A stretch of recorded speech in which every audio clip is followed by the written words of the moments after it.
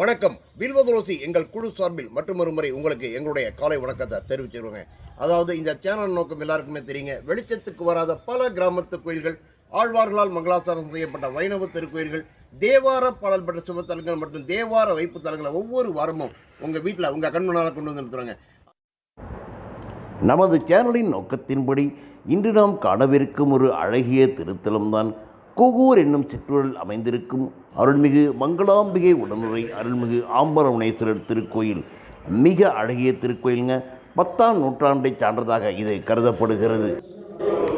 முக்காலத்தில் இத்திருக்கோயிலில் உள்ள தலமரமான மாமரத்தில் வருடத்திற்கு ஒரே ஒரு மாங்கனி மட்டுமே காய்த்ததாகவும் அதனை உண்டு துர்வாச முனிவர் தவம் செய்து வந்திருக்கிறார் எனவும் கூறப்படுகிறது.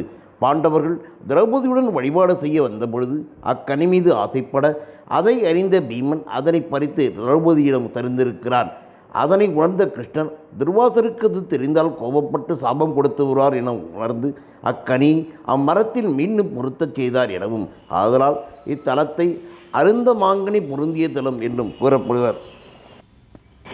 இத்திருக்கோயிலில் ஆம்பரவனேஸ்வரர் மற்றும் மங்களாம்பிகை சன்னதிகளும் நவக்கிரக உபசன்னதியும் இருக்கிறது.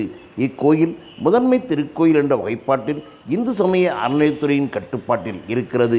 பரம்பரை அறங்காவலர்களால் நிர்வகிக்கப்படுகிறது. மூலவருக்கு முன்பாக இருபுறமும் துவார பாலகர்கள் இருக்கின்றனர்.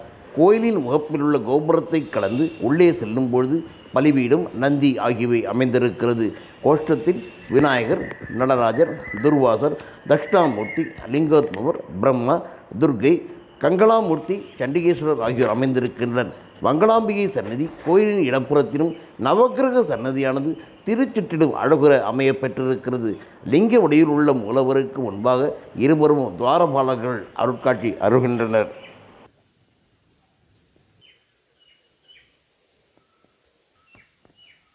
இத்திருக்கோயிலானது சிவாகம முறைப்படி ஒருகால பூஜை தமிழக அரசின் உதவியுடன் மிகச் சிறப்பாக நடைபெற்று வருகிறது.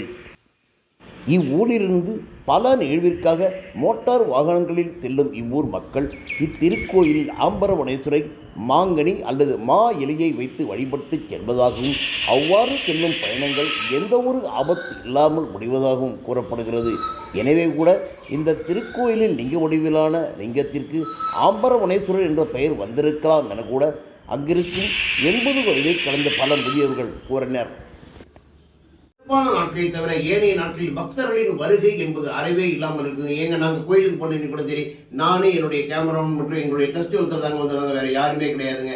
உங்களுக்கு கைதான கேட்டுக்கிறேன். இதை தவிர இந்த சிறப்பான நாட்களை தவிர ஏனைய நாட்களில் மக்கள் வருகை கண்டிப்பாக இருக்கணுங்க. அப்போதானே இந்த ஊரான தன்னைத்தானே செதுக்கிக் கொள்ளுங்க. தன்னைத்தானே செதுக்கிக் கொள்ளும் போது இந்த ஊர் மட்டுமல்லுங்க, இந்த ஊரில் இருக்கும் மக்கள் மட்டுமல்ல, இது சிறப்பாக நமது பாரத பண்பாட்டை எடுத்துக்காட்டு என்பதற்கு எந்த ஒரு ஐயப்பாடுமே இருக்காதுங்க. இது போன்ற புராதனமான கோயில்களுக்கு தாங்கள் அனைவரும் வர வேண்டும், ஆதரவு தர வேண்டும். அவ்வாறு தந்தாலே போங்க. இந்த கோயிலில் பணியாற்றும் பணியாளர்கள் வீட்டில் ஒருவேளை அடுப்பு எரியும் என்பது நிதர்சனமான உண்மைங்க. இது போன்ற புராதன கோயில் தாங்கள் வருவீர்கள் என்று இந்த காணொலியை பார்த்த பிறகு எனக்கு கண்டிப்பாக ஒரு நல்ல ஒரு நம்பிக்கை வந்துட்டுங்க. இது போன்ற கோயில்களுக்கு தாங்கள் வர வேண்டும். வாருங்கள், வேண்டுங்கள், வரம் பெறுங்கள். மற்றும் ஒரு அழகிய திருத்தலத்தில் உங்களை சந்திக்கிறேன். அதுவரை வணக்கம் கூறி விடைபெறுகிறேன். நன்றி, வணக்கம்.